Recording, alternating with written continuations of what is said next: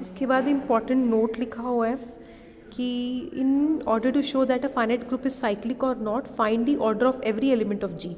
कोई भी finite group को अगर आप साइक्लिक शो करना चाहते हो कि है कि नहीं है, तो आपने क्या करना होता है, जब भी किसी फाइनाइट ग्रुप को शो करना हो कि वो साइक्लिक है कि नहीं है, आप क्या करा करो, आप उसके हर एक एलिमेंट का ऑर्डर निकाल लिया करो। अगर एक भी एलिमेंट ऐसा एग्जिस्ट कर गया जिसका ऑर्डर ग्रुप के ऑर्डर के इक्वल आ गया तो हेंस वो साइक्लिक बन जाएगा। अगर कोई भी एलिमेंट ऐसा एग्जिस्ट ना करा जिसका ऑर्डर ग्रुप के ऑर्डर के इक्वल है, वो साइक्लिक नहीं होगा। ठीक है, नेक्स्ट थ्योरम में आपने शो करना है every cyclic group is abelian, which is you have to do yourself. उसके बाद बेटा रिमार्क है, the converse of above theorem need not be true, that is कोई एबिलियन ग्रुप है, जरूरी नहीं कि वो साइक्लिक बने। ठीक है, उसके लिए कुछ एग्जांपल्स हैं ऐसे एबिलियन ग्रुप्स के जो साइक्लिक नहीं होंगे। ठीक है, आपको अगर क्वेश्चन पूछे, प्रूव करने को कहे कि प्रूव करो कि साइक्लिक ग्रुप एबिलियन है कि नहीं है, तो पिछली थ्योरम प्रूव कर देना। फिर पूछे कि कन्वर्स ट्रू है कि नहीं है, तो आप बताना कि कन्वर्स ट्रू नहीं है, उसके लिए ये एग्जाम्पल है। 2 एग्जाम्पल इन्होंने डिस्कस करे हुए हैं, आप कोई भी एक दे सकते हो। ठीक है, ऊपर इन्होंने लिया हुआ एग्जाम्पल रैशनल्स का अंडर एडिशन, रैशनल नंबर्स दिए हुए हैं under addition. It is an abelian group which is not cyclic. ठीक है, ये एबिलियन तो बनता है, साइक्लिक नहीं है। आप प्रूव करेंगे कि साइक्लिक नहीं है, उसके लिए मैंने कोई रैशनल ले लिया m/n, मान लिया कि साइक्लिक है और m/n इसका जनरेटर है। Then every element of q should be an integral multiple of, then according to definition of cyclic group, कोई भी अगर आप रैशनल नंबर लेंगे वो इसका इंटेग्रल मल्टीपल होगा। मान लो अब ये रैशनल नंबर आपने ले लिया, तो ये इसका जनरेटर था रैशनल नंबर्स ग्रुप का, तो इसको आप m/n के मल्टीपल में लिख सकते हैं, तो k इंटू m/n लिख दिया। ठीक है ना, मैंने कहा था ना अगर g अंडर एडिशन आपका बना है और a उसका जनरेटर है, अगर g अंडर एडिशन आपका साइक्लिक ग्रुप है, a उसका जनरेटर है, तो आप एवरी एलिमेंट को लिख सकते हैं n into a, where n is integer. यहाँ पर a की जगह m/n ले लिया, x की जगह आपने 1/3n ले लिया, और n की जगह, क्योंकि n ऑलरेडी यूज हो चुका है, तो n की जगह k लिख लिया। n और n कैंसिल कर दो, 1/3 इज इक्वल टू k/m। ये पॉसिबल ही नहीं है क्योंकि k भी एक इंटीजर है, m भी एक इंटीजर है, 2 इंटीजर्स को मल्टीप्लाई करके रैशनल नंबर नहीं बन सकता ना। डिनोमिनेटर में 3 कैसे आ गया? It means it is not possible, assumption wrong हो गई। हमने एज्यूम करा था कि q साइक्लिक है, तो q साइक्लिक नहीं है, वो नॉन साइक्लिक है। ठीक है, नेक्स्ट सेकेंड पार्ट में आपको g दिया हुआ है, उसमें कुछ मैट्रिसेस दिए हुए हैं, identity matrix A matrix B C ऐसे लिखा हुआ है। कॉम्पोजिशन टेबल की हेल्प से इसको उन्होंने पहले ग्रुप शो किया हुआ है, फिर बाद में शो करा हुआ है कि ये साइक्लिक नहीं है। ठीक है, ये पढ़ लेना, कुछ भी डाउट रहेगा तो पूछ लेना। अगला वाला जो है थ्योरम काफ़ी इंपॉर्टेंट है, जिसमें आपने शो करना है कि सब group of a cyclic group is cyclic. तो जी साइक्लिक ग्रुप ले लिया जिसका जनरेटर ए ले लिया, एच उसका सब ग्रुप ले लिया आपने, और आपने शो करना है कि एच भी साइक्लिक होगा। दैट इज़ कोई भी ग्रुप का सब ग्रुप साइक्लिक होता है।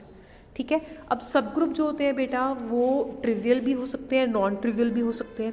मान लो कि आपका जो एच सब ग्रुप है वो ट्रिवियल है, ट्रिवियल वाले मतलब जी खुद या फिर सिंगलटन सेट ई आइडेंटिटी। ठीक है ना, अगर वो जी खुद है तो वो साइक्लिक बन ही गया ना, क्योंकि जी साइक्लिक है तो एच भी साइक्लिक है। और अगर वो सिंगलटन ई है तो वो ई से जनरेट हो गया, वो उस केस में भी साइक्लिक बन गया। ठीक है, इस केस में जनरेटर ए आया, इस केस में जनरेटर ई आया। बट अगर वो नॉन ट्रिवियल है, नॉन ट्रिवियल मतलब प्रॉपर सब ग्रुप है, ना वो जी है ना वो ई है, उस केस में आप कह सकते हैं कि एच के पास एलिमेंट ऐसा है जो ई के इक्वल नहीं है, क्योंकि वो सिंगलटन ई नहीं है ना, तो मतलब एच के पास ई के अलावा कुछ और भी पड़ा है। मान लो ई के अलावा उसके पास पड़ा है एक्स, तो एक्स अगर एच का एलिमेंट है तो वो जी का एलिमेंट है, क्योंकि एच के सारे एलिमेंट्स जी में जा रहे हैं। It implies x is equal to a की पावर आर, क्योंकि जी में क्या पड़े हैं, ए से जनरेटेड एलिमेंट्स ना, तो ए की पावर आर आ गया for some non zero integer r. Therefore x अगर h को बिलोंग कर रहा है तो x इन्वर्स भी h को बिलोंग कर रहा है, बिकॉज h सब ग्रुप होने के कारण हर एक एलिमेंट का इन्वर्स जाएगा उसमें। x की वैल्यू क्या थी, a की पावर r, x इन्वर्स क्या बन गया, a की पावर माइनस r, दोनों चले गए h में। Since r is not zero, so therefore at least one of r and minus r positive होगा। हो सकता है कि r पॉजिटिव हो, अगर r नेगेटिव हुआ तो फिर माइनस r पॉजिटिव हो जाएगा। So positive integral powers of a belong to h। तो दोनों में से कोई एक तो पॉजिटिव पावर H की है ना, तो आप ये कह सकते हैं कि A की पॉजिटिव पावर्स H में जा रही हैं। A की पॉजिटिव पावर्स मतलब हो सकता है A की पावर 3, A की पावर 7, ऐसे मिक्स्ड कोई ना कोई बीच बीच में पावर्स जा रही होंगी H में। मान लो कि Q जो है वो लीस्ट पॉजिटिव इंटीजर है सच दैट A की power Q belong to H। सबसे छोटी पावर जो H में जा रही है, मान लो A की power Q belong to H, मतलब Q सबसे छोटी वाली पावर है। We shall prove that H is a cyclic group जो जनरेट हो रहा है A की पावर Q से। उसके लिए मैंने H में से आर्बिट्ररी एलिमेंट X उठाया। It implies X belong to G, it implies X is equal to A की power N for some integer N। ठीक है, डिवीजन एलॉग्रिथम लगा दिया। मैंने क्या किया, N को डिवाइड कर दिया Q1 के साथ। ठीक है, तो सॉरी Q के साथ, Q ये वाला Q के साथ। ठीक है, तो जब डिवाइड किया Q1 क्वेश्चन आएगा, R रिमाइंडर आएगा। जो रिमाइंडर होगा वो 0 से बड़ा होगा या इक्वल होगा, बट आपके डिवाइज़र से लेस होगा, Q से लेस होगा। ठीक है, इसके बाद नेक्स्ट आपके पास आ गया A की power N is equal to A की पावर N की वैल्यू डाल दी, अलग अलग कर दिया, A की पावर R निकाल लिया। नाउ सिंस A की power Q belong to H और Q1 कोई इंटीजर है, तो अगर कोई पावर H में जा रही है तो उस पर Q1 और रेस कर दो, वो भी H में जाएगा। सिमिलरली A की पावर N भी H में जा रही थी, तो ये भी H में जाएगा। सॉल्व कर लो, AR H में चला गया। ठीक है, तो आपके पास आ गया R क्या है, R जो है वो Q से लेस था ना, पीछे आपने लिखा था Q से लेस है। Q से लेस है मतलब Q-1 भी हो सकता है या Q-1 से भी लेस हो सकता है, बट Q तो लीस्ट पॉजिटिव इंटीजर था such that AQ belongs to H। तो ये तो उससे भी छोटा R आ गया जो H में चला गया। इट मीन्स R की वैल्यू क्या हो सकती है, R की वैल्यू सिर्फ 0 हो सकती है। अगर R 0 है तो X is equal to A की पावर N की वैल्यू डाली, R को 0 डाला, ये AQ की पावर Q1 आ गया। हेंस आप बोल सकते हैं कि कोई भी H का एलिमेंट AQ से जनरेट हो रहा है, तो आप कह सकते हैं कि H के सारे एलिमेंट्स AQ से जनरेट हो रहे हैं, और आप बोल सकते हैं कि H साइक्लिक ग्रुप है जिसका जनरेटर क्या है, AQ। Remark, converse of above theorem need not be true, मतलब कि अगर कोई भी ग्रुप का हर एक सब ग्रुप साइक्लिक हो तो ज़रूरी नहीं कि ग्रुप खुद भी साइक्लिक हो। उसके लिए ये एग्जाम्पल है, हम ऐसे ग्रुप का एग्जाम्पल देने जा रहे हैं जिसके सभी के सभी सब ग्रुप जो है वो साइक्लिक बनेंगे, लेकिन ग्रुप खुद साइक्लिक नहीं बनेगा। कंसिडर द, आपका ग्रुप मान लिया S3, आयोटा नहीं है यहाँ पर, ये इसको आयोटा नहीं बोलेंगे, उसको आइडेंटिटी प्रमोटेशन बोल सकते हैं। 1 2 1 3 2 3 1 2 3 1 3 2, इसके बारे में मैंने डिस्कस करा हुआ है। इसके ये सब ग्रुप आ गए, यही सारे इसके पॉसिबल सब ग्रुप्स हैं।